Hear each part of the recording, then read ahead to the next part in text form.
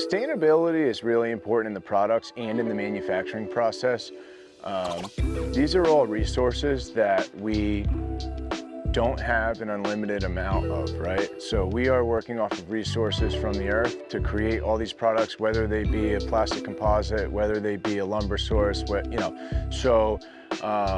not only is it important for us to have a sustainable product that we're manufacturing to install, but it's important to be able to recycle those products and to use recycled products to create those, right? So, running factories off of solar power is really important, right?